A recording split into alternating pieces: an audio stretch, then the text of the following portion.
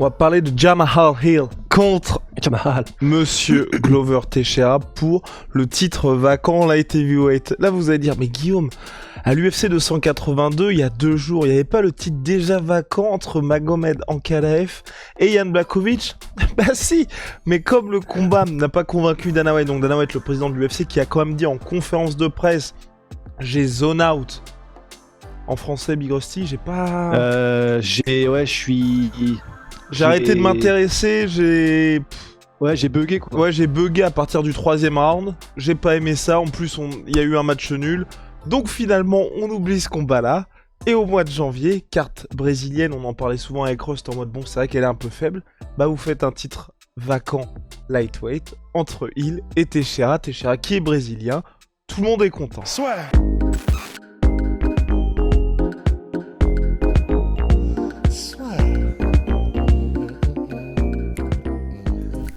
Entre dans l'octogone avec Unibet.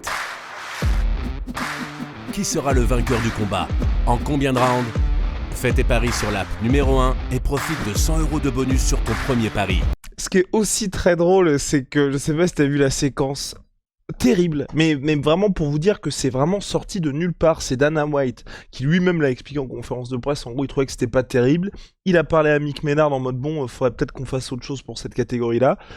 Sur le chemin, entre la conférence de presse et la fin de l'événement, ils sont venus à Hill contre Teixeira, et le pauvre Anthony Smith, qui devait affronter Jamahal Hill d'ici quelques mois, alors qu'il était présentateur à la soirée, donc c'est pas le mec qui est commentateur, mais ils sont un petit peu plus haut dans la salle de la T-Mobile Arena, il l'a appris aussi en même temps quand on lui posait la question. Alors du coup, est-ce que t'es hypé toi par ce combat-là des moins de 93 kilos? Le mec, on pouvait voir sur son visage qu'il avait un seum immense, parce que c'est vrai qu'Anthony Smith pouvait prétendre à un combat pour le titre en cas de victoire. Et donc là finalement, on se retrouve dans une situation où, si sportivement, je pense que toi c'est pareil Big Rusty, ça ne me pose pas de problème d'avoir un Hill contre Teixeira pour le titre des moins de 93 kilos, c'est juste que ça n'a aucun sens dans la temporalité et que ça fait salement amateur au regard de l'UFC. Toutes les semaines, on vous dit que c'est les numéros 1, que personne va les rattraper, mais là, c'est un move digne de Rusty et Guillaume qui lancent leur organisation et qui se disent bon, qu'est-ce qu'on va pouvoir faire comme combat pour le titre? Bah ouais, c'est vraiment... C'est rigolo, mais parce que nous, on est loin du truc. C'est vrai que pour des gars comme Anthony Smith, le somme est maximum. Mais c'est vrai que ça fait tellement genre enfant empereur qui en a marre de son jouet, donc il veut un nouveau jouet et il casse le précédent, tu vois. C'est vraiment le bon vouloir de Dana White. On le sait, c'est-à-dire que c'est pas une nouvelle et on le sait depuis des années déjà. C'est vraiment, il faut d'abord convaincre les matchmakers et Dana White plus que véritablement. C'est pas comme, je sais pas, quand tu fais carrière dans l'armée, tu vois, où tu sais exactement ce qu'il faut que tu fasses théoriquement pour atteindre ce galon, enfin des trucs comme ça. Là, c'est beaucoup plus abstrait parce qu'il y a le facteur divertissement, il y a le facteur faut que tu sois aussi bien vu par les hautes autorités de l'UFC. Et on se retrouve à un truc où ça leur plaise pas, donc boum, next, et on fait un nouveau truc, et on laisse Ankalaev et Blachowicz, et on va les laisser jouer avec leur crotte de nez à côté, quoi. C'est pas étonnant parce qu'on le sait depuis des années que c'est comme ça, mais c'est juste que là, c'est vrai que ça a atteint un stade. J'avais pas souvenir d'avoir un truc comme ça quand même, où on vire les 2 participants du main event. Donc, que dire, c'est vrai, je suis d'accord avec toi. Jamahal Hill contre Teixeira, c'est pas un main event. Enfin, disons, en tant que combat de remplacement, puisqu'on doit s'en satisfaire, c'est carrément acceptable. Ce sera un bon combat, je pense. Mais voilà, on est tous un peu comme Anthony Smith en mode. On va rien dire parce que dans Anthony Smith, en l'occurrence, c'est son patron, tu vois, c'est l'UFC. Donc, il peut rien dire. Mais la méthodologie, je sais pas comment on peut dire, la déontologie, la pratique, c'est clairement, ils montrent qu'ils n'en ont rien à foutre, quoi. Et je partage entièrement ton avis. Moi, c'est vraiment le côté ceinture en jeu qui me pose problème.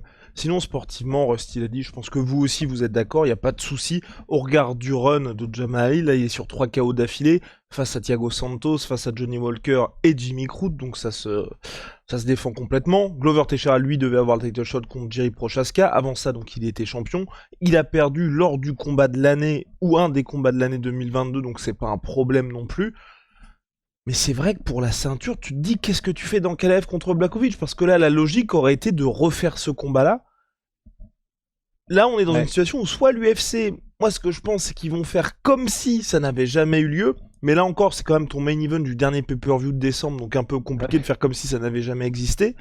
Et surtout, qui va être lésé? Parce que entre un Magomed Ankalaev qui avait vraiment salement le seum et un Jan Blachowicz qui a quand même tenu la dragée haute, et je le rappelle, et c'est important, et moi j'ai vu ça sur Twitter, et c'est vrai que je me suis dit, tu vois, ça a ajouté un peu au respect que j'avais pour Jan Blachowicz, on en avait déjà parlé juste après l'événement, bah c'est que le combat était initialement prévu en 3 rounds, et que si ça avait été en 3 rounds, il gagnait Jan Blachowicz. Donc en plus, Ouais. tu vois, t'as ça qui s'ajoute, le mec va avoir 40 piges. Donc non, très très très compliqué de savoir ce que tu vas faire des deux gars. Et puis même pour cette catégorie light heavyweight qui, mine de rien, même si là on était très content avec Russ quand il y avait quand il y a eu l'avènement de Jerry Prochaska, parce qu'on se disait enfin le mec qui va pouvoir avoir le charisme et puis la longévité d'un John Jones. Mais là on revient dans cette catégorie light heavyweight où depuis qu'il n'y a plus Cormier ni Jones, c'est le bordel. Ouais, c'est vraiment ça. Ils sont en train de chercher de toutes les manières possibles et imaginables comment jumpstarter cette catégorie en fait, comment redynamiser, comment redonner un peu de vie et d'intérêt pour le- les, j'allais dire les casuals, mais enfin les gens en général, pas forcément les fans hardcore, quoi, pour leur donner un peu quelque chose à manger. Par exemple, quand il y avait John Jones, les gens n'étaient pas au courant que c'était la catégorie light heavyweight, enfin le tout un chacun, que c'était contre qui combattait, mais ils savaient qu'il y avait John Jones, que c'était une star, et donc, enfin voilà, la catégorie vivait comme ça. C'est vrai que maintenant, personne, je pense, du grand public ne connaît aucun nom de cette catégorie. Et du coup, l'UFC est vraiment, et du coup, l'UFC est vraiment en mode, bon, ça marche pas, bon, vas-y, on vire tout, on gomme tout et on recommence un nouveau truc. T'as vraiment l'impression, tu sais, de voir, bah, c'est un peu comme quand t'as une vidéo qui marche pas très bien, tu changes la miniature, merde, ça marche pas, tu changes le titre, merde, ça marche pas. Enfin, tu changes tout et là, ils en sont à prendre des décisions de plus en plus extrêmes. Et c'est vrai que c'est assez. Enfin, la situation, c'est vraiment cocasse parce que du coup, tu as même Glover Teixeira, quand on lui demande bah alors comment tu as appris ça, comment ça s'est passé, il dit bon, bah moi, j'étais en train de regarder le combat en Ankalaev Blachowicz et j'étais en train de faire tous les calculs dans ma tête. J'étais en train de dire ah, ok, bon, le combat à Rio est bientôt. Dans les 3 premiers rounds, il est en train d'avoir la jambe éclatée en Ankalaev. Bon, ben, ça veut dire que si c'est Ankalaev qui arrive à gagner, il aura la jambe explosée, donc ça va être compliqué pour Rio. Et Blachowicz, je crois que il avait une coupure, et donc bah, le problème c'est que comme il est bien coupé, ça va être compliqué aussi pour qu'il soit prêt à re-rentrer dans la cage pour la date de Rio. Et donc Glover Teixeira était en train, c'est comme le même, en train de faire des calculs dans sa tête là. Et puis finalement, mais c'est rigolo, il le dit comme ça, Glover Teixeira, il dit mais j'ai laissé l'univers se charger de la chose. Ce qui est quand même marrant, parce que bah, du coup, en l'occurrence, l'univers, c'est donc Dana White. Mais voilà, il y avait tous ces calculs-là. Et puis finalement, bah non, c'est l'UFC qui a décidé que. Mais il y a tellement de. Il y a tellement de parties mouvantes, de plaques tectoniques qui bougent, mais dans un sens aléatoire complet, que bah, c'est vrai que ça devient un peu difficile d'y comprendre grand-chose sur comment atteindre le top dans cette caté.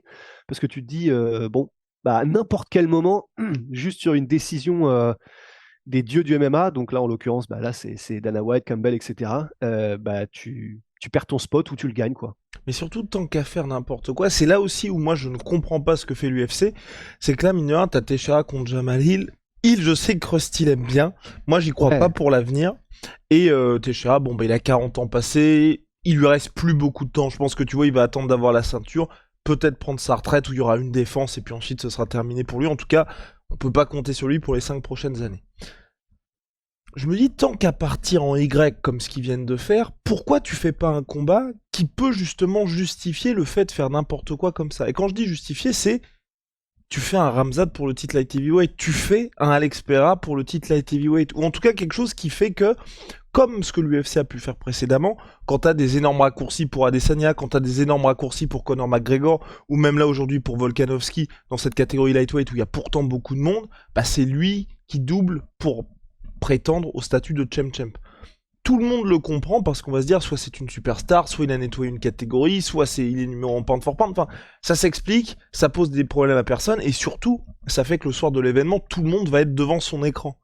Là, Hill contre Teixeira, je vois pas à quel moment les gens qui n'allaient pas regarder l'événement UFC 283 parce qu'ils trouvaient que Figueiredo contre Moreno 4 c'était trop léger, vont se dire là je vais taper la nuit blanche. Non. Je Non, je c'est ne clair. comprends pas, tu vois. Et je comprends. Et aussi, même dans l'optique, tu vois, que l'un ou l'autre s'impose et qu'ensuite t'as une unification, soit contre Jiri ou soit un combat contre Ankalaev ou Blakovic, ça va pas ajouter de hype non plus à ce combat-là, tu vois. Donc à moi, le seul truc probable pour moi, c'est ils avaient peut-être promis, tu vois, à la fédération brésilienne qu'il allait avoir 2 combats pour le titre et ils étaient coincés. Mais sinon, j'ai du mal à voir pourquoi. Parce que bah t'as bien vu même toi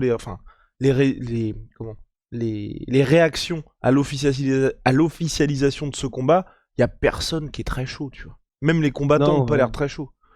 non, personne n'a grimpé au rideau. Mais en fait, rappelle-moi juste, du coup, il y a pas de pay-per-view au Brésil, c'est ça? Au Brésil, si, il y a des pay-per-view, mais c'est uniquement sur l'UFC Fight Pass désormais. En gros, avant, c'était Combatté qui diffusait, maintenant l'UFC son propre diffuseur. Tout passe par l'UFC Fight Pass.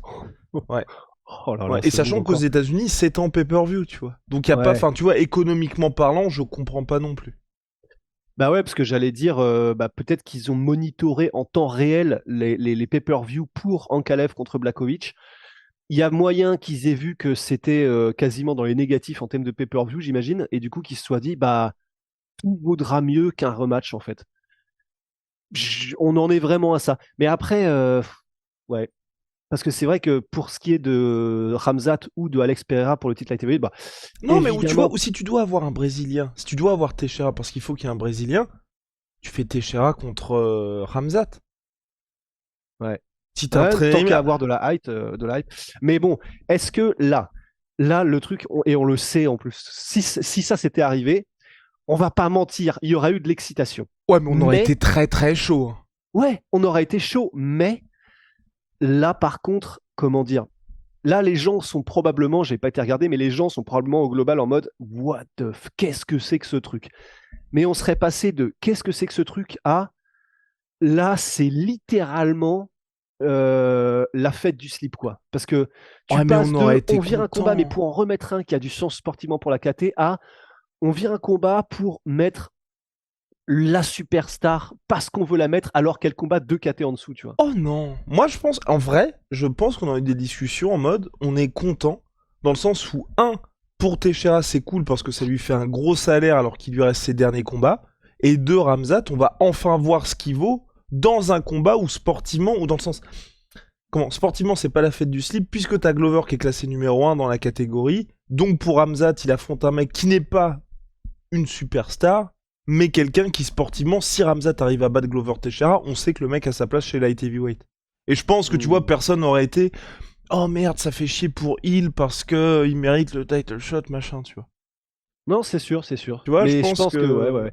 Ça aurait juste été peut-être un peu chaud dans le sens comme là, les gens, il y a maintenant peut-être un a priori un peu négatif par oui, rapport à par Ramzat. contre, oui. Là, les gens se seraient pas privés pour être en mode déjà que le mec a tous les passe droits, en plus, regardez. Oui, non, et par contre, tu aurais vraiment eu, et ça, je pense qu'on aurait tous les deux eu cet avis-là, et c'est peut-être pour ça aussi que l'UFC là veut pas précipiter non plus Ramzat, c'est t'as manqué la pesée alors que t'étais censé être Ouais. main event de ton précédent combat, T'as pay-per-view bien en mérité plus. ton title shot. Voilà, Ouais. let's go. Donc je pense que pour ça, oui, c'est un peu embêtant. Mais en tout cas, pour la globalité de la catégorie light heavyweight, je ne sais pas ce qu'ils vont faire.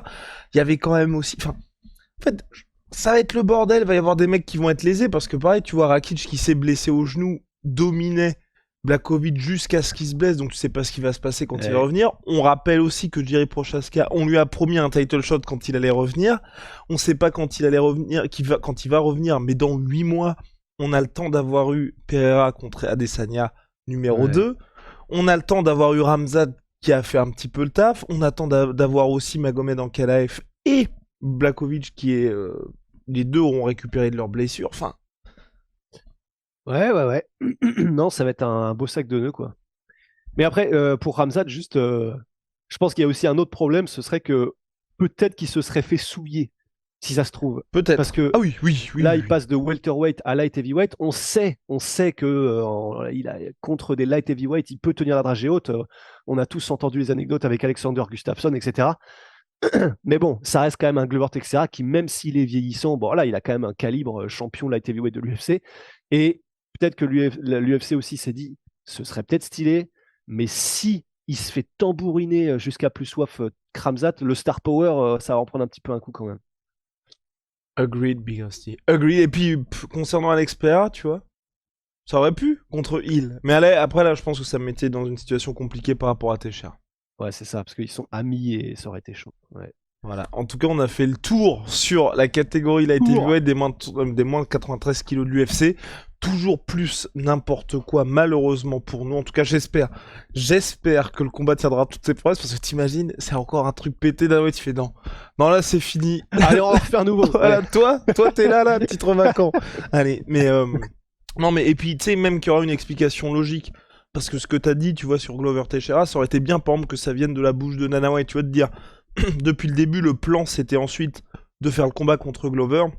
Malheureusement, les deux sont blessés, et comme il y a le résultat nul, on fait le combat pour le titre vacant. Je pense que si Dana White avait dit ça, il y aurait eu quelques grincements de dents, nous y compris, mais on aurait été, c'est finalement logique au regard du calendrier, et au regard de la situation Glover, qui, on le rappelle, devait à la base lui être au main event. On lui avait proposé, mais il expliquait qu'il n'avait pas suffisamment de temps par rapport à ce que l'UFC souhaitait faire. Mais j'avoue, pour finir, c'est vrai, mais c'est vrai que c'est un bon point que tu soulèves, dans le sens, s'il avait dit tout ça et qu'il avait tourné comme ça, Dana White, en vrai, ça passait, je pense. Parce que là, ce qui gêne, c'est que Dana White soit en mode « Ah, le combat était tellement de la merde. Ankalaev, qu'est-ce que tu branles à faire 2 rounds où tu fais du lay and pray sur les 2 derniers rounds? C'est nul, c'était nul, ça n'intéressait personne. Moi, j'ai commencé à regarder les petits oiseaux tellement ça m'intéressait pas. » En fait, si au lieu de ça, il avait dit « Bon, il nous faut un gros combat, et on le savait pour Rio. On voulait mettre un des 2 gars, mais là, en l'occurrence, on ne peut pas les départager. On a décidé de faire quelque chose. C'est vrai qu'on ne fait pas souvent, mais on a envie de commencer un peu de nouvelles choses. Eh ben, on va faire un truc qui sera un précédent dans l'histoire de l'UFC. On va donner leur chance à 2 nouveaux combats. » Enfin, tu sais, s'il avait tourné comme ça, en vrai, il y aurait moyen que se soit passé crème, je pense. Mais non, mais clairement, surtout qu'en plus, la situation est un peu logique, tu vois, parce qu'il avait qu'à dire, les gars vont reprendre des forces par rapport à ce qui s'est passé, ils refont ce combat-là un petit peu plus tard dans l'année, ensuite le gagnant a son title shot contre le vainqueur de janvier. Ouais. Ça aurait passé, surtout qu'en plus, même ce titre-là, vous le savez tous, c'est Jiri, le champion, c'est lui qui a dit « je laisse ma ceinture », donc même ça a beau être le titre incontesté, on sait tous qui est le vrai patron de cette catégorie. Donc bon, non, mais c'est exactement, voilà. C'est le même résultat, mais on aurait pu avoir un avis différent. Voilà. Ouais, c'est marrant, hein, comme quoi. Comme quoi. La puissance. La puissance du port du Havre. Ouais. Oh. Old school, ça. Ouais. Big Rusty, on a terminé. Shout out à My Sweet Pea, My Sweet Protein. Moins 33% sur tout My Protein avec le code la sueur. Et puis n'oubliez pas, pour les fêtes de fin d'année, ici, le grand livre du MMA. Si vous êtes passionné, c'est parfait pour vous. Et il y a la brique juste au-dessus en plus, si je ne m'abuse. Et il y a la brique aussi. Aussi. Donc le grand livre du MMA, c'est à la Fnac, c'est Amazon, libraire local. On a énormément de retours concernant le livre. Et c'est vrai que c'est assez impressionnant. Il y a des gens, même au fin fond de la France, qui arrivent à le trouver. Et c'est impressionnant parce que c'est vrai qu'il y a beaucoup de gens, tu vois, qui connaissaient déjà le sport et qui apprécient les petites anecdotes, qui apprécient les petites photos. Et puis concernant la brique, vous le savez, la bricasse Bayonnae. Big Rusty, j'ai plus les ingrédients. C'est arnica. Oh shit. Je veux bien que tu ailles la choper. Oh là là, vas-y, la honte. Mais en tout cas, il y a aussi arnica, verveine exotique, argile rouge, beurre de karité, 250 grammes de tradition. C'est made in France, c'est magnifique. Et surtout, si vous la voulez pour Noël, je crois que c'est avant le 17, un truc comme ça, qu'il faut la commander. Exactement, oui, vous avez jusqu'au 17, que ce soit à la fin, vous avez jusqu'au... Si vous voulez être sûr de l'avoir au pied du sympa 24-25 décembre, c'est le 17 sur onai.fr. Quoi? C'est parfait? Au pied du sympa. Allez, salut, à plus.